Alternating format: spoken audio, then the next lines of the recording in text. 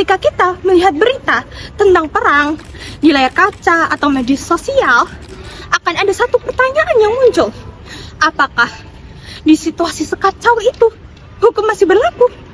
Atau mungkin hukum otomatis menghilang saat senjata mulai berbicara? Jawabannya adalah tidak. Karena perang dapat dilakukan hanya sesuai aturan, tidak boleh semena-mena. Di dunia hukum, aturan ini distandarisasi melalui hukum humaniter internasional atau yang dikenal sebagai Jus in Bello. Landasan utamanya adalah Konvensi Jenewa tahun 1949.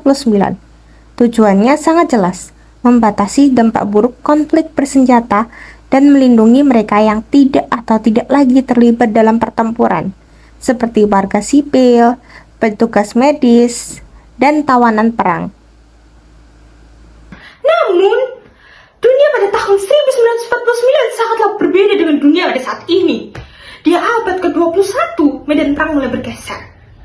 Hukum yang dibuat puluhan tahun lalu kini harus berhadapan langsung dengan teknologi canggih, ruang cyber, taktik yang semakin abu-abu.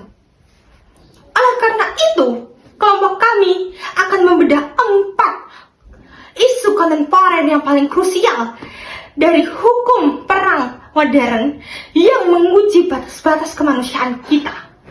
Kami akan memulai dari isu kontemporer yang pertama yang akan dijelaskan oleh rekan saya. Isu pertama membawakan kita ke perbatasan antara fiksi ilmiah dan realitas militer saat ini, yaitu senjata otonom berbasis AI atau Lethal Autonomous Weapon System. Kita tidak lagi hanya bicara soal drone yang dikendalikan manusia lewat remote control. Kita bicara tentang sistem senjata yang sekali diaktifkan bisa memilih, mengunci, dan mengeksekusi targetnya sendiri menggunakan algoritma tanpa intervensi manusia. Di sini, hukum perang mulai terguncang. HHI mewajibkan kepatuhan terhadap prinsip distingsi, yaitu kemampuan membedakan kombatan dan sipil, serta prinsip proporsionalitas memastikan keuntungan militer tidak mengorbankan sipil secara berlebihan. Pertanyaannya, bisakah sebaris kode komputer merasakan empati untuk membedakan tentara yang terluka dan menyerah dengan tentara yang masih aktif melawan? Lebih jauh lagi, jika terjadi malfungsi sistem yang berujung pada pembantaian warga sipil, siapakah yang memikul tanggung jawab pidana internasionalnya? Apakah komandan lapangannya, teknisi yang memprogram AI-nya, atau pabrik pembuatannya? Kekosongan akuntabilitas hukum ini adalah bom waktu. Jika isu pertama berwujud fisik, maka isu kedua ini sama sekali tidak terlihat, namun dampaknya bisa melumpuhkan satu negara, yaitu perang cyber atau cyber warfare. Hari ini, senjata paling mematikan tidak selalu berbentuk mesin, melainkan baris-baris kode berbahaya. Serangan cyber dapat meretas dan mematikan jaringan listrik nasional, mengacaukan sistem navigasi penerbangan sipil, hingga melumpuhkan database rumah sakit di tengah situasi konflik. Secara hukum, ini menciptakan perdebatan yang sangat rumit. Kapan operasi cyber bisa dikategorikan sebagai serangan bersenjata yang memberikan hak bagi negara korban untuk membalasnya dengan kekuatan militer fisik? Konvensi Jenewa dirancang untuk membatasi kerusakan fisik nyata. Jika serangan cyber menyebabkan generator listrik meledak dan memakan korban jiwa, status hukumnya jelas melanggar.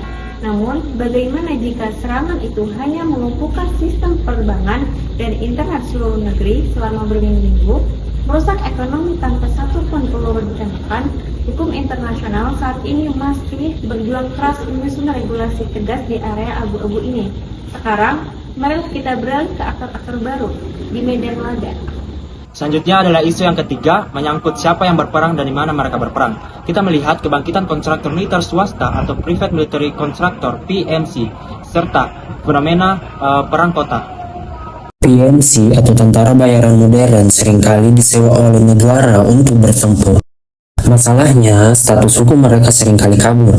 Apakah mereka kombatan resmi yang tunduk patuh pada hukum perang atau warga sipil yang memegang senjata? Ketika mereka melakukan pelanggaran HAM di lapangan, mengadili mereka jauh lebih sulit daripada mengadili tentara resmi negara. Di sisi lain, medan tempur kini telah berpindah dari lapangan terbuka ke pusat kota yang padat penduduk. Dalam perang kota, kita sering menyaksikan pelanggaran berat seperti penggunaan perisai manusia, kelompok tertentu dengan sengaja menaruh pos militer atau peluncur roket di atas sekolah atau di dalam rumah sakit. Memanfaatkan warga mereka sendiri sebagai tameng hukum, ini adalah pelanggaran serius, namun hukum juga menegaskan meskipun musuh menggunakan perisai manusia, pihak penyerang tidak serta-merta bebas mengebom tempat itu. Mereka tetap wajib meminimalkan korban sipil. Dilema taktis inilah yang kerap berakhir dengan tragedi kemanusiaan. Lalu, bagaimana kesimpulan dari semua dinamika ini? Rekan saya akan merangkumnya. Nah, teman-teman, setelah mendengarkan kompleksitas mulai dari ketidaksan buatan, perang cyber, dan tentara bayaran, dari hal tersebut membuat kita menjadi skeptis. Banyak orang mungkin berpikir, untuk apa ada hukum perang jika pelanggaran dan korban sipil masih berjatuhan setiap hari? Namun, mari kita renungkan sejenak. Jika dengan adanya hukum saja, dunia masih menyaksikan kekejaman seperti ini. Bayangkan betapa mengerikannya dunia jika perang dilakukan tanpa ada aturan sama sekali. Hukum perang ada bukan untuk membuat perang menjadi legal.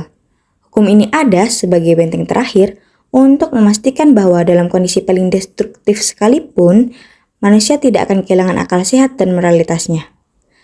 Ada batas-batas absolut yang tidak boleh dilewati atas nama kemenangan militer.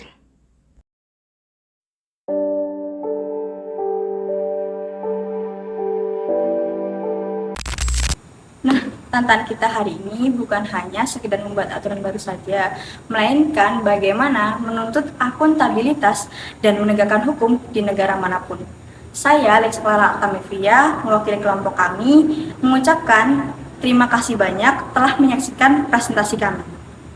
Mari kita semangat untuk kemanusiaan. Sampai jumpa.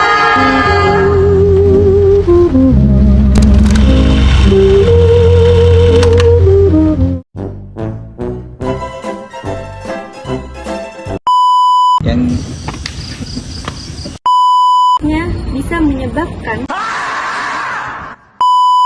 Selanjutnya adalah menyangkut siapa yang Dari